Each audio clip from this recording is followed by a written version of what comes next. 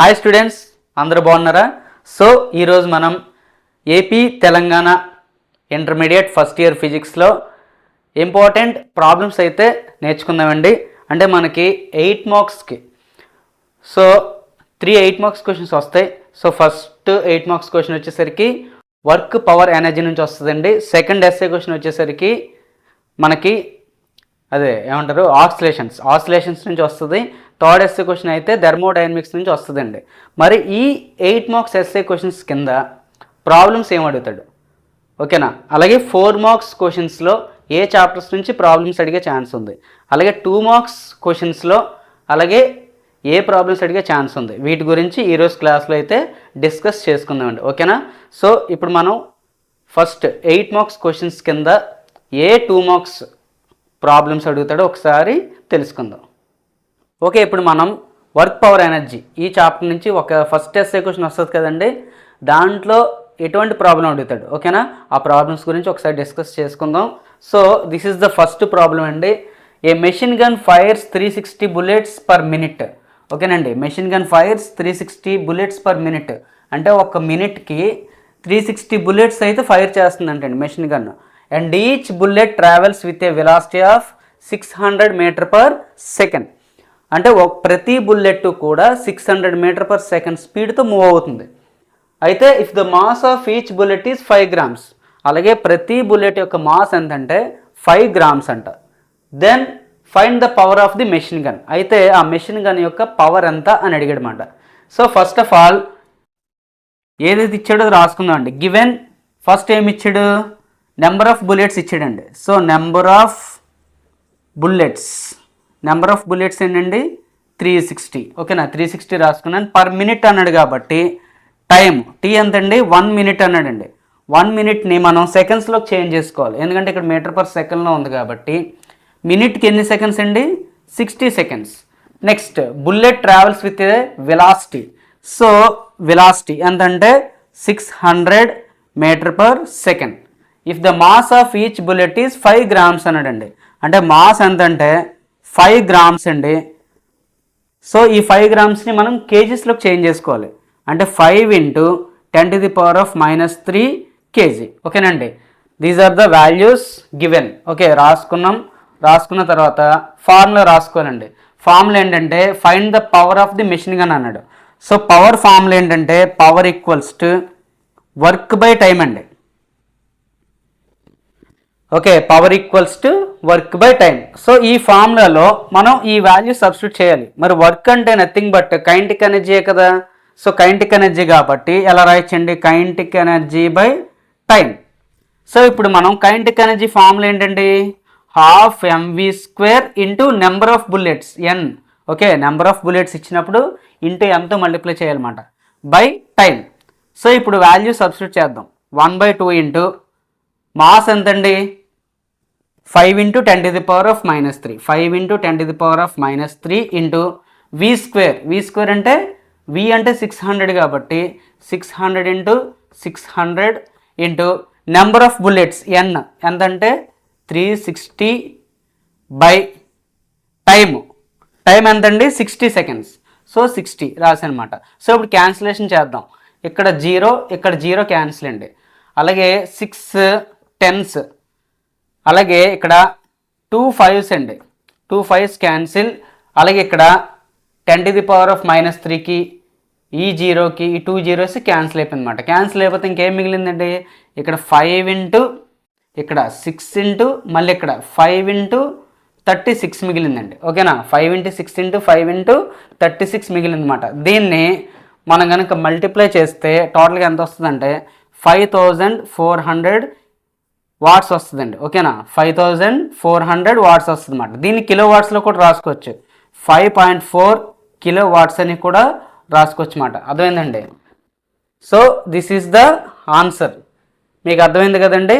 Kilo watts అంటే ఇక్కడ మనం యూనిట్స్ రాస్తే దానికి హాఫ్ మార్క్ మాట, రాయకపోతే హాఫ్ మార్క్ తీసేస్తారు.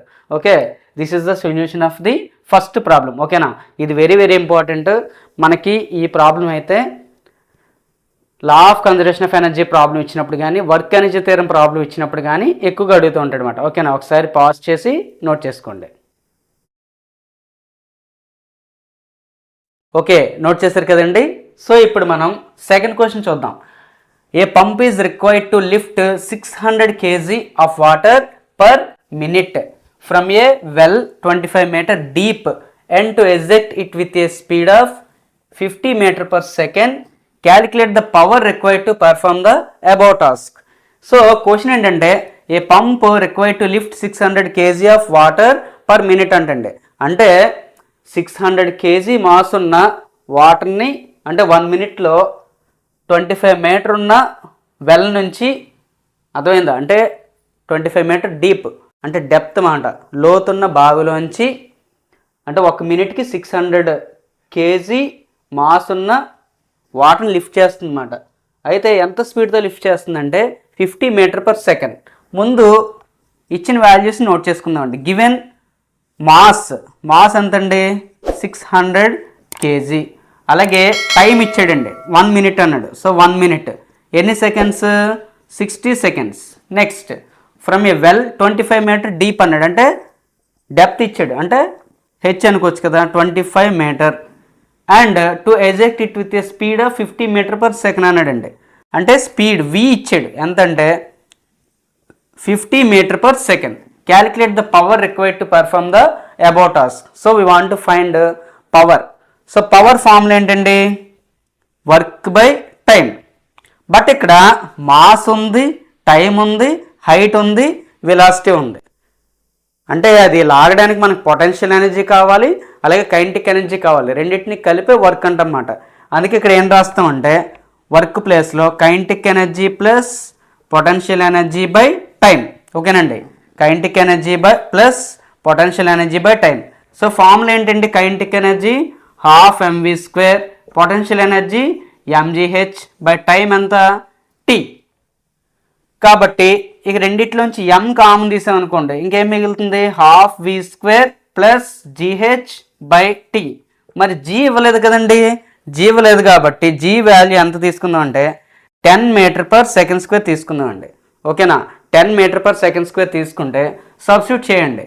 మాస్ ఎంతండి 600 కాబట్టి 600 into 12 into v², velocity 50 meter per second ఇచ్చాడు కాబట్టి 50 ఇంటూ 50 ప్లస్ g వాల్యూ ఎంతండి 10. అలాగే హైట్ ఎంత ఇచ్చాడు 25 ఇచ్చాడండి, 25 ఇంటూ టైం ఎంతంటే 60 seconds కాబట్టి 0 0 క్యాన్సిల్, 6 10s అండి. అలాగే ఇక్కడ 2 25s క్యాన్సిల్ అయిపోతే 10 ఇంటూ చూడండి 25 5s 125, అలాగే 0 ఉంది కాబట్టి 0 ప్లస్ 250 అండి. సో 250 ప్లస్ 1250 ఎంతండి 1500.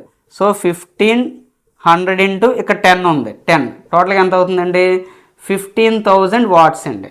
అర్థమైందా? సో దీన్ని బట్టి మనం ఎలా రాయొచ్చు 15 kilowatts. Okay, so this is the power. So మనం వాట్స్ కిలోవాట్స్ అంటే ఇక్కడతో వదిలేసినా పర్వాలేదు, ఇది రాసినా పర్వాలేదు. ఓకేనా, మీకు అంటే నేను ఈజీగా క్యాలిక్యులేషన్ చేయడానికి 10 అని రాశాను. మీరు ఎగ్జామ్లో 9.8 తీసుకుని కూడా చేయొచ్చండి.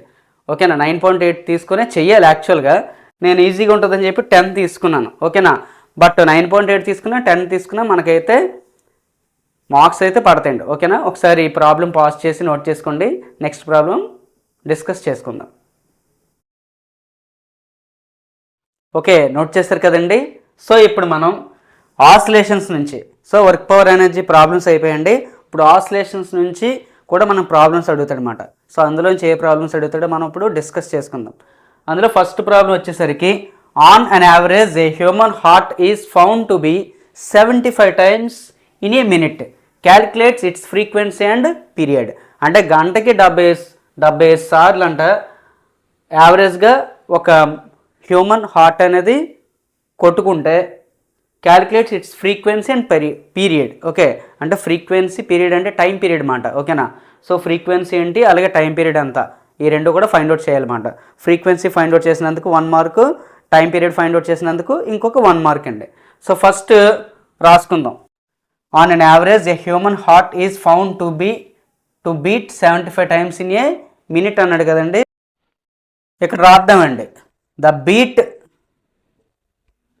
Frequency of human heart.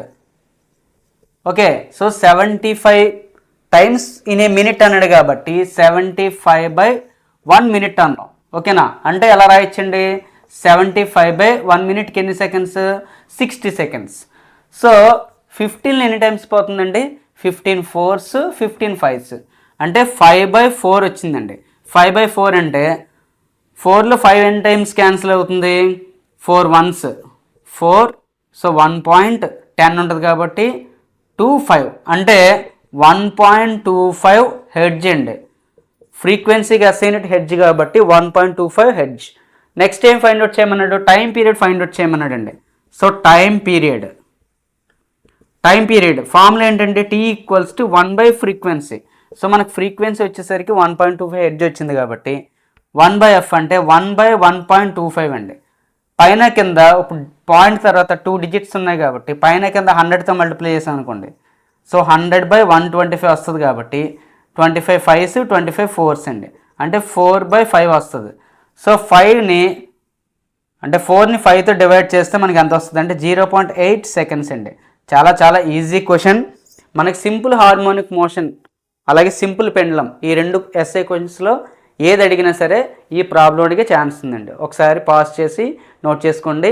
ఇంకొక క్వశ్చన్ ఉంది, అది డిస్కస్ చేసుకుందాం. ఓకే, నోట్ చేశారు కదండి. సో ఇప్పుడు మనం ఇందులో సెకండ్ క్వశ్చన్ చూద్దాం. క్వశ్చన్ ఏంటంటే what is the length of a simple pendulum which ticks seconds. So simple pendulum 1 second tick చేసినప్పుడు దాని లెంత్ ఎంత అని అడుగుతుంది అనమాట. ఓకేనా, చాలా ఈజీ క్వశ్చన్ అండి. ముందు మనం what is the time period తెలుసుకుందాం. టైం పీరియడ్ ఫార్ములా ఏంటండి, time period T = 2π × √L/g. So this is the formula of the time period. మరి ఇప్పుడు simple pendulum what is the time of the seconds pendulum, time of the seconds pendulum T = 2 seconds అండి. ఓకేనా, అది already మన SA క్వశ్చన్లో చెప్పుకున్నాం. Okay, T = 2 seconds. So T ప్లేస్లో 2 substitute చేద్దామండి. 2 = 2π × √L/g. సో ఇక్కడ 2 క్యాన్సిల్ చేసేద్దాం. క్యాన్సిల్ చేసేస్తే ఇక్కడ 1 ఉంటుందండి. 1 = π × √L/g. మనకి ఏం కావాలంటే లెంత్ కావాలి కాబట్టి ఇక్కడ స్క్వేరింగ్ ఆన్ బోత్ సైడ్స్ చేద్దామండి. స్క్వేరింగ్ ఆన్ బోత్ సైడ్స్ చేస్తే 1 = π², స్క్వేర్కి రూట్కి క్యాన్సిల్ అయిపోతే ఇంకెంత ఉంటుందండి, L/g ఉంటుందండి. సో పై వాల్యూ ఎంతండి, 3.14² L/g వాల్యూ ఎంతండి, 9.8. సో 3 3s are 9 కాబట్టి ఇది కూడా నియర్లీ 9.8 వస్తుందండి. సో ఇది క్యాన్సిల్ అయిపోతే సో లెంత్ నియర్లీ ఎంత ఉంటుందంటే 1 మీటర్ ఉంటుందండి, అంతే.